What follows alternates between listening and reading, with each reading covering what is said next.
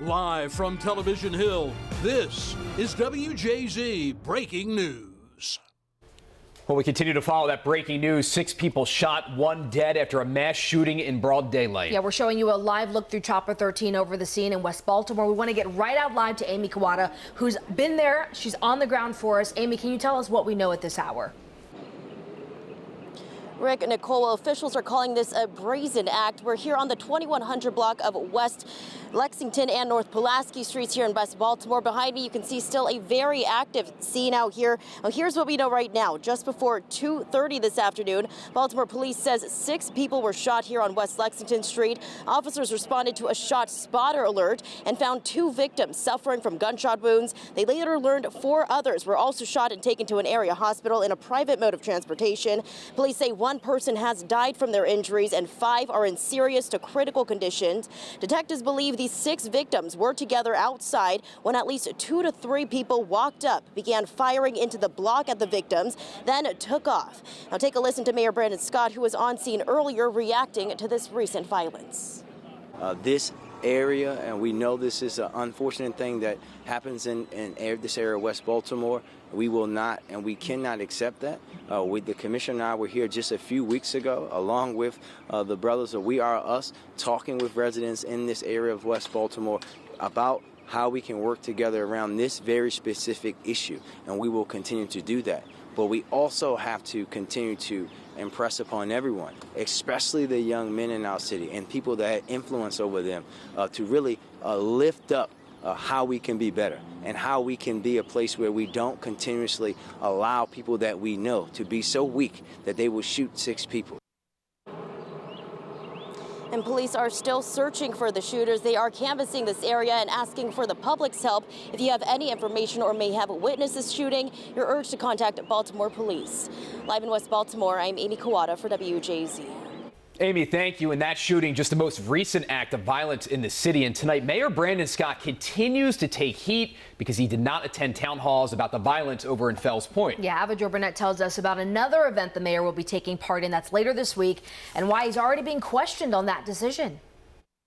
After back-to-back violent weekends in Fells Point, Mayor Brandon Scott continues to explain why he was absent from a town hall meeting about the violence in one of Baltimore's tourist districts. I was at another community meeting, and in fact, I did that community meeting live from a pop-up emergency operations.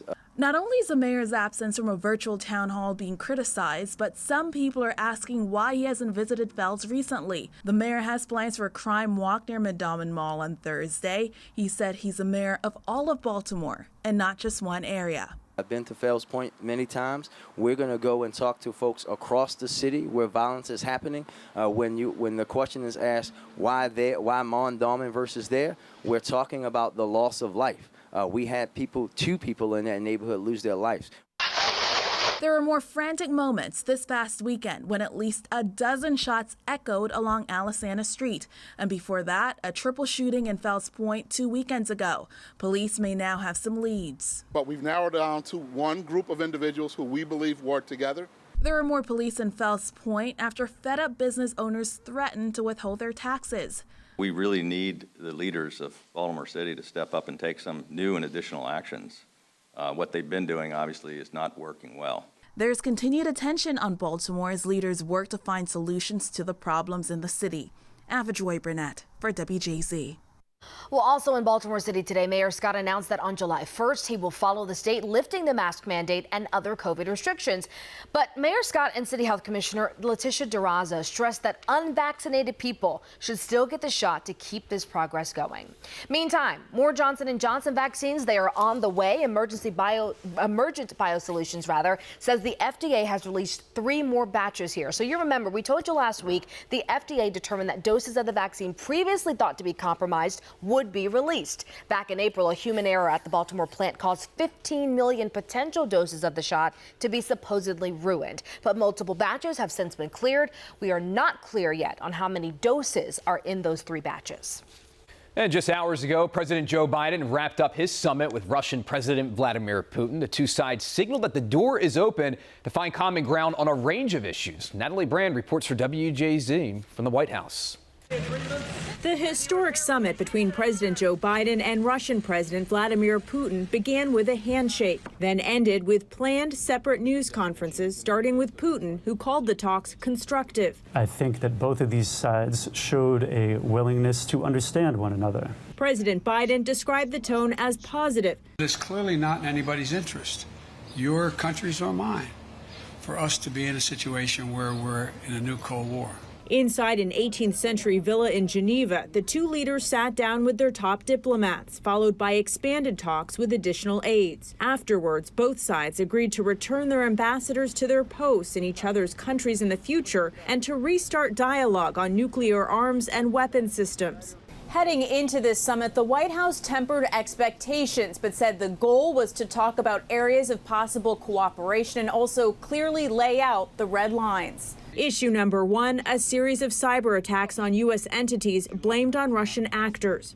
I talked about the proposition that certain critical infrastructure should be off limits to attack, period. Also human rights, including the imprisonment of Putin's political opponent, Alexei Navalny. What did you say would happen if opposition leader Alexei Navalny dies?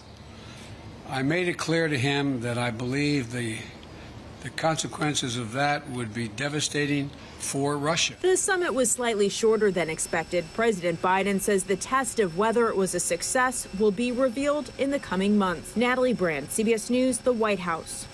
Well, it's another step closer to making Juneteenth a national holiday. The House is expected to vote on that bill today. The Senate passed it last night. The bill would establish June 19th as Juneteenth National Independence Day, a U.S. federal holiday commemorating the end of slavery. The bill does have bipartisan support. If the House passes it, it heads to the president's desk for a signature. Also happening on Capitol Hill. On Tuesday, the case for D.C. statehood will go before the U.S. Senate. Last year, at the Senate Majority Leader Mitch McConnell declined to consider the bill, but this time, with the backing of powerful Democrats, including the president, supporters of the statehood are more optimistic.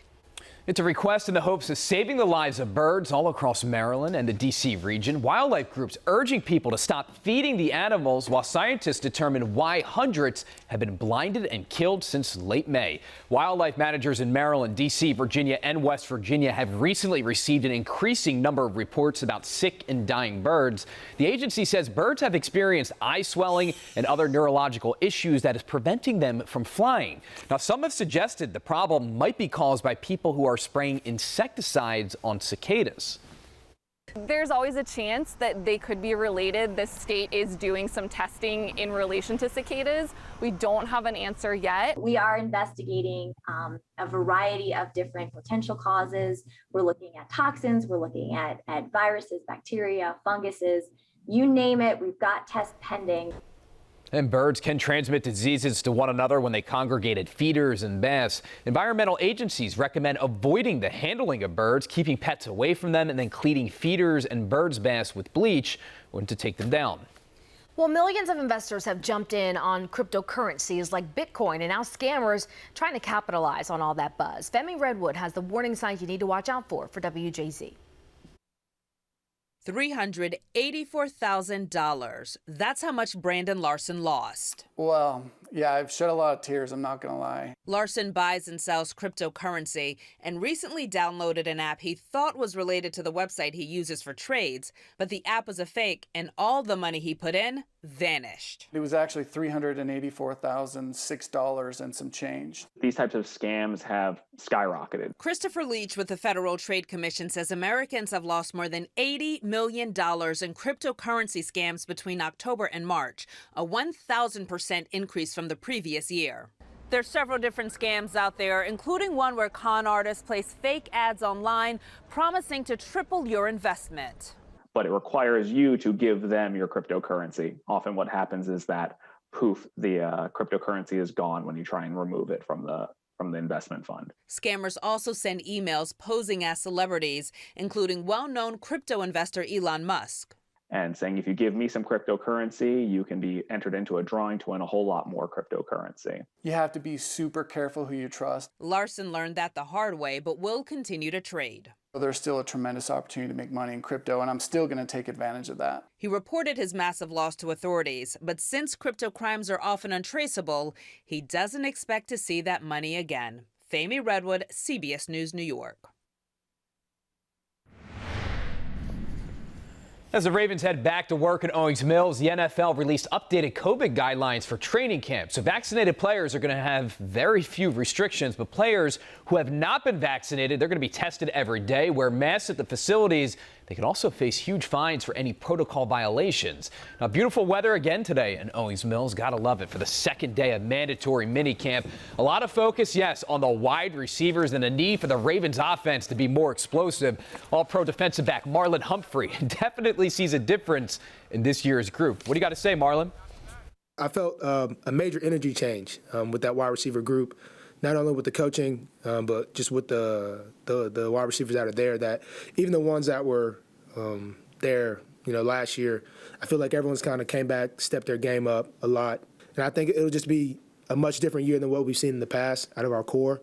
And the best thing for me is when you got really good wide receivers that are doing good things in practice, it makes training camp that much more realistic. Marlon had a lot of praise today for rookie wide receiver Rashad Bateman. This will be the last team workout before the start of training camp late in July. The team will then meet for individual workouts tomorrow. Well, still to come for you tonight on WJZ News at 5. Check your labels before your next application. The concerning study about potentially toxic materials in your makeup. A scorching heat wave is blanketing a large part of the country. I'm Dina Demetrius with a look at the impact of record-breaking temperatures. No record-breaking heat for us. Instead, beautiful, comfortable weather. We'll talk about what you can expect for tomorrow and then the 7-day forecast. We'll be right back.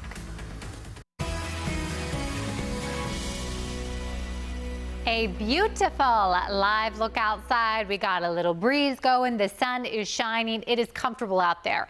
If you like today, you're going to like tomorrow because it's just about a repeat. So we're going to top out in the upper 70s to the low 80s by later on in the day. We're talking a lot of sunshine tonight, though, dipping down into the mid 50s. So we're calling it a refreshing start. And then our 7-day forecast. So lots to discuss. Summer officially arrives on Sunday. We have to wait, though, till 11:31 p.m. It's also Father's Day. The humidity drops off, so the humidity kind of spikes once again on Saturday, and then we get a little break for our dads there by Father's Day. Overall, not a bad 7-day. Rick?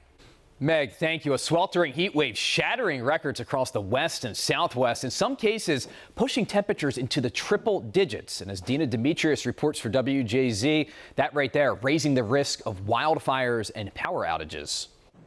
Nearly 50 million Americans are under either a heat advisory or an excessive heat warning. I got a bunch of wet rags in my freezer, you know what I mean, when I go out, put them on my head. Coming into like the AC, it's such a relief. A dome of high pressure is hovering over the southern western U.S. along with Utah, Montana, and Wyoming. Billings, Montana, and Salt Lake City recorded their highest temperatures ever on Tuesday. Hot, really hot. Insanely hot today. Palm Springs shattered a 60-year record with a high of 120 degrees. Dozens of cities in 8 states are expected to set new heat records today. The extreme heat is also straining the power grid. At this time, we are asking Texans to reduce their electric use until further notice. And Californians are being warned about possible blackouts. The scorching heat is complicating firefighting efforts in Montana and Utah. Heat relief stations are open in Los Angeles and Phoenix, where it's expected to hit 116 degrees today. There were over 300 heat-related deaths last year in Maricopa County, and we don't want to see a repeat of that at all this year. Here in Santa Monica, people are taking the heat in stride. Some are flocking to the beach for relief. Just dealing with it, loving it, breathing it, and then taking it in the sun and just wiping my brow, Others heading indoors to beat the heat. Yeah, you can't be in the pool every single day. The heat wave stretches as far east as St. Louis. Relief isn't expected until the weekend. Dina Demetrius, CBS News, Santa Monica. All right, an unsettling new claim. A new study, is claiming that more than half of all cosmetics in the U.S. and Canada may contain potentially toxic chemicals. Researchers from the University of Notre Dame looked at more than 200 products and have found that chemicals that could lead to cancer and other very serious health issues in that makeup. The makeup tested included foundations, eye and lip products along with mascaras. The most common chemical was the ingredient known as Teflon, which of course is known for coating cooking pans. Now this comes as the federal regulators are investigating Amazon Basics electronics after some products there reportedly burst into flames. The Consumer Product Safety Commission is now looking into at least 8 products sold under that brand. That includes battery chargers, surge protectors, and a voice-activated microwave. Amazon not commenting on this investigation tonight, but says it evaluates every report of safety issues and takes the appropriate action. Royal Caribbean postponing the first 4 trips of its new cruise ship after 8 crew members tested positive for COVID-19. So the Odyssey of Seas initial sailings, those were set to take place starting on July 3rd. But now the cruise line says out of an abundance of caution, those voyages now on hold until the end of next month. Meantime, tonight, members of the European Union have agreed to start lifting restrictions on tours from the U.S. Now, this would apply to the 27-nation bloc. However, national governments would have authority to require test results, vaccination records, or other entry conditions. The EU's recommendations are expected to be officially passed on Friday. Here's what's coming up new at 6 right here on WJZ. We are live on the scene of a mass shooting in West Baltimore. 6 people shot there. 1 person is dead. What we are learning tonight from police. Plus, civil rights advocates detail what is next after those controversial arrests of 4 teens on the Ocean City Boardwalk. We'll have these stories and much more coming up new at 6.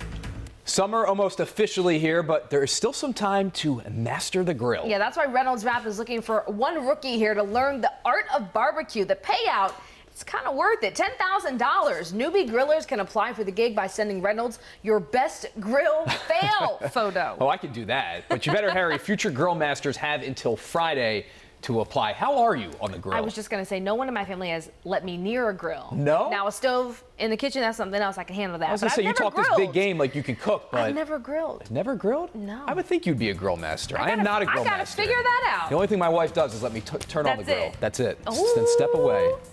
All right, still to come tonight on WJZ News at 5. It's a program that helps kids with their mental health while shooting some hoops. We're going to break this all down for you coming up next. It's about more than just having fun. A local nonprofit using the sport of basketball to promote positive physical and mental health. And as Sean Stryker reports, it's been helping thousands of kids. Like so many others, this past year has been difficult for Mason Gunter. It was hard because I was lonely. My sister was in college. I only had my parents. But this 10-year-old found a reprieve on the basketball court.